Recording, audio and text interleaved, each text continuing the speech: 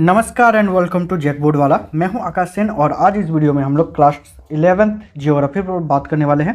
Specially उन सभी प्रश्नों पर आज हम लोग बात करने वाले हैं जो एग्जाम में बहुत बार पूछा गया है या इस बार भी आप लोगों का एग्जाम के दृष्टिकोण से काफ़ी ज़रूरी है। ठीक है, चलिए आज का हम लोग प्रश्न संख्या 1 के साथ प्रारंभ करते हैं, जो कह रहा है कि पृथ्वी का आकार कैसा है। तो यदि पृथ्वी का आकार का बात किया जाए तो वो भू-आभ है। ठीक है, आगे बात करें प्रश्न संख्या 2 पर। तो प्रश्न संख्या 2 हम लोगों से पूछा जा रहा है कि पृथ्वी के लिए ऊर्जा का मुख्य स्रोत क्या है। तो पृथ्वी के लिए यदि बात किया जाए तो ऊर्जा का मुख्य स्रोत है सूर्य ताप।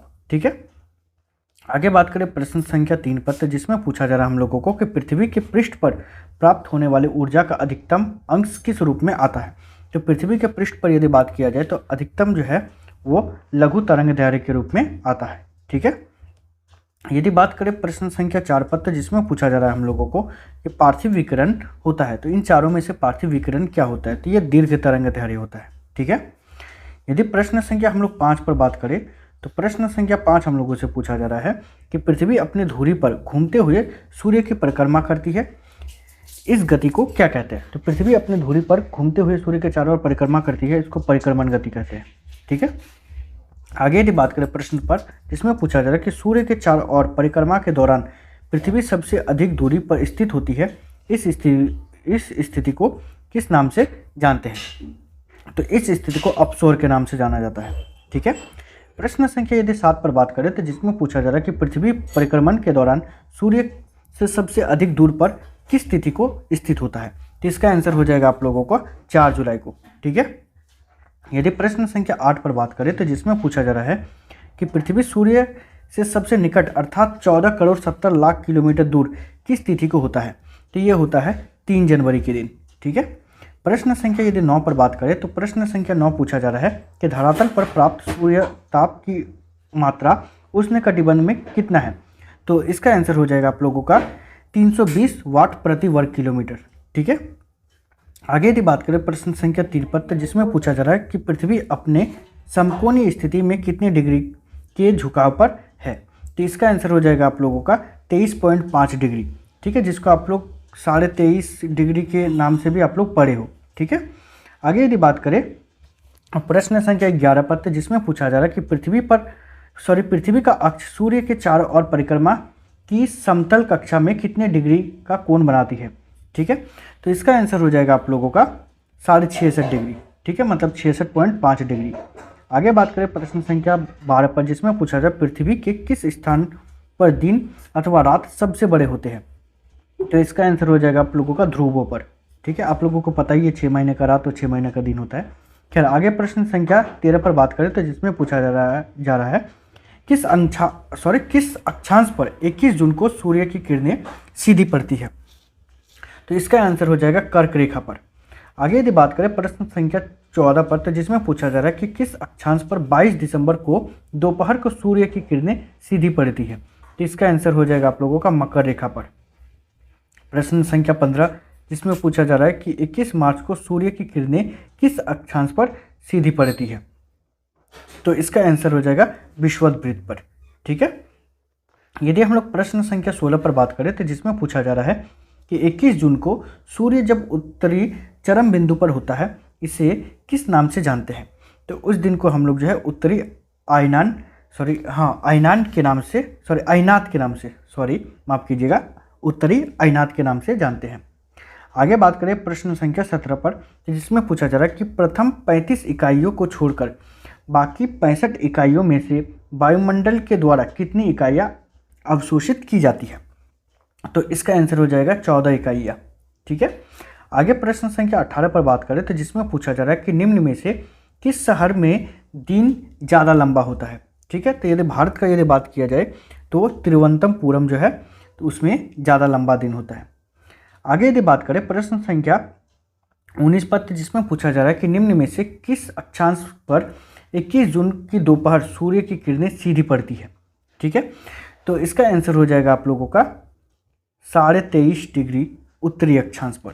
ठीक है, प्रश्न संख्या 20, जिसमें पूछा जा रहा है हम लोगों को कि वर्ष में सबसे उष्ण और सबसे शीत महीने के मध्य तापमान का अंतर क्या कहलाता है। ठीक है, तो इसका आंसर हो जाएगा आप लोगों का वार्षिक तापांतर। प्रश्न संख्या 21 जिसमें पूछा जा रहा है कि जनवरी में समताप रेखाएं अटलांटिक महासागर के उत्तर और यूरेशिया महाद्वीपों के किस ओर विचलित हो जाती है। तो इसका आंसर हो जाएगा आप लोगों का दक्षिण में। ठीक है, प्रश्न संख्या 22 पर बात करें तो जिसमें पूछा जा रहा है कि किस तिथि को सूर्य मकर रेखा पर लंबवत होती है। तो किस तिथि को होती है, तो इसका आंसर हो जाएगा आप लोगों का 22 दिसंबर को। प्रश्न संख्या 23 जिसमें पूछा जा रहा है कि सौर विकिरण की 100 इकाई में से 35 इकाई पृथ्वी के धरातल पर पहुंचने से पहले ही अंतरिक्ष में परिवर्तित हो जाता है। इसमें कितनी इकाइयाँ बादलों के ऊपर छोर में परिवर्तित होते हैं।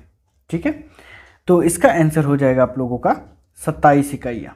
ठीक है, प्रश्न संख्या यदि 24 पर बात करें तो जिसमें हम लोगों से पूछा जा रहा है कि सौर विकिरण द्वारा पृथ्वी स्वयं गर्म होने के बाद एक विकिरण पिंड बन जाता है और वायुमंडल में दीर्घ तरंगों के रूप में ऊर्जा का विकिरण करने लगता है। इस प्रक्रिया को क्या कहते हैं। तो इस प्रक्रिया को हम लोग पार्थिव विकिरण के नाम से जानते हैं। ठीक है, यदि हम लोग बात करें प्रश्न संख्या 25 पर तो जिसमें हम लोगों से पूछा जा रहा है कि पार्थिव विकिरण वायुमंडलीय गैसों मुख्यतः कार्बन डाइऑक्साइड एवं अन्य ग्रीन हाउस गैसों द्वारा अवशोषित कर लिए जाते हैं। इससे वायुमंडल पर क्या प्रभाव पड़ता है। तो इससे वायुमंडल पर जो है वो गर्म हो जाता है। ठीक है, प्रश्न संख्या 26 पर बात करें तो प्रश्न संख्या 26 पूछा जा रहा है कि ग्रीन हाउस गैस के अंतर्गत कौन कौन सी गैस आती है। तो कार्बन डाइऑक्साइड, मीथेन और नाइट्राइसाइड जो है ये भी आता है। ठीक है, जिसको नाइट्रोक्साइड के नाम से भी जाना जाता है, तो ये भी आता है। तो इसमें सभी हो जाएगा, इनमें से सभी। ठीक है, आगे यदि बात करें प्रश्न संख्या 27 पर तो जिसमें हम लोगों से पूछा जा रहा है कि सौर विकिरण का पृथ्वी की सतह तक पहुंचने से पहले ही अंतरिक्ष में परावर्तित हो जाना क्या कहलाता है। तो इस घटना को हम लोग एल्बिडो के नाम से जानते हैं। ठीक है, आगे यदि बात करें प्रश्न संख्या 28 पर तो प्रश्न संख्या 28 हम लोगों से पूछा जा रहा है कि पृथ्वी के धरातल तथा वायुमंडल से अंतरिक्ष में वापस लौटने वाले पार्थिव विकिरण का इकाई कितना है। तो ये जो है इकाई हो जाएगा 65 इकाई। ठीक है, इससे पहले भी शायद मैंने एक बार बताया इसको। आगे प्रश्न हम लोगों को पूछा जा रहा है कि प्रथम 35 इकाइयों को छोड़कर बाकी 65 इकाइयों में से पृथ्वी के धरातल द्वारा कितनी इकाइयाँ अवशोषित की जाती है। ठीक है, तो इसका आंसर हो जाएगा 51 इकाइयाँ। ठीक है, प्रश्न संख्या यदि 30 पर बात करें तो जिसमें पूछा जा रहा है कि पृथ्वी का उष्ण संतुलन मुख्य रूप से किन दो प्रक्रियाओं द्वारा होता है। तो इसका आंसर हो जाएगा आप लोगों का सौर विकिरण तथा पार्थिव विकिरण द्वारा। ठीक है, प्रश्न संख्या 31 जिसमें पूछा जा रहा है कि तापमान मापने का यंत्र किस नाम से जाना जाता है, या तो फिर तापमान मापने का यंत्र को हम लोग किस नाम से जानते हैं। ठीक है, तो ये आप लोगों को पता है, बहुत अच्छे से पता है इसके बारे में, तो आप लोग इसको आंसर में लिखिएगा। ठीक है, यदि नहीं पता है तो आप कमेंट कीजिएगा, मैं आप लोगों को बता दूंगा। ठीक है ना। चलिए प्रश्न संख्या यदि 32 पर बात करें तो जिसमें हम लोगों से पूछा जा रहा है कि क्षोभ मंडल में 1 डिग्री सेंटीग्रेड तापमान कितनी ऊंचाई पर घट जाता है। ठीक है, तो ये हमने पिछले वीडियो में पढ़ा था। ठीक है, लेकिन फिर भी मैं बता देता हूँ, 165 मीटर की ऊंचाई पर। प्रश्न संख्या 33 जिसमें पूछा जा रहा है कि किसी स्थान का अक्षांश जितना उच्च होगा सूर्य की किरणें का नति कोण उतना ही क्या होगा। इसका आंसर हो जाएगा कम होगा। ठीक है, प्रश्न संख्या 34 जिसमें पूछा जा रहा है कि किसी क्षेत्र में सूर्य की तिरछी किरणें अधिक क्षेत्र पर पड़ने के कारण ऊर्जा वितरण बड़े क्षेत्र पर होता है, अतः उस प्रति इकाई क्षेत्र को ऊर्जा प्राप्त क्या होगा, कम होगा या ज़्यादा होगा। तो इसका आंसर हो जाता है आप लोगों का कम हो जाता है, या तो फिर कम हो जाएगा। ठीक है, या कम होगा। प्रश्न संख्या 35 जिसमें पूछा जा रहा है कि तिरछी किरणें को वायुमंडल की अधिक गहराई से गुजरना पड़ता है, अतः अधिक अवशोषण, प्रकीर्णन एवं विसरण के द्वारा ऊर्जा का ह्रास डैश होगा, मतलब बराबर होगा, कम होगा या फिर अधिक होगा। तो इसका आंसर हो जाएगा आप लोगों का अधिक होगा। ठीक है, प्रश्न संख्या 36 पर बात करें तो जिसमें पूछा जा रहा है कि निम्न अक्षांशों से सूर्य की सीधी किरणें पड़ती है, अतः सूर्यताप की प्राप्ति। तो इसका आंसर हो जाएगा आप लोगों का अधिक होगा। ठीक है, प्रश्न संख्या 37 जिसमें पूछा जा रहा है कि सूर्योदय एवं सूर्यास्त के समय सूर्य लाल तथा आकाश का रंग नीला दिखाई पड़ता है, ऐसा वायुमंडल की किस प्रक्रिया के द्वारा होता है? तो ये होता है प्रकाश का प्रकीर्णन के कारण। ठीक है। प्रश्न संख्या 38 जिसमें हम लोगों से पूछा जा रहा है कि सबसे अधिक सूर्यताप उपोष्ण कटिबंधीय मरुस्थलों पर प्राप्त होता है, क्योंकि यहाँ पर क्या है, तो मेघाच्छादन बहुत कम पाया जाता है। ठीक है। सिंपल शब्द में बात करें तो बादल वगैरह जो है बहुत कम होता है, जिसके कारण।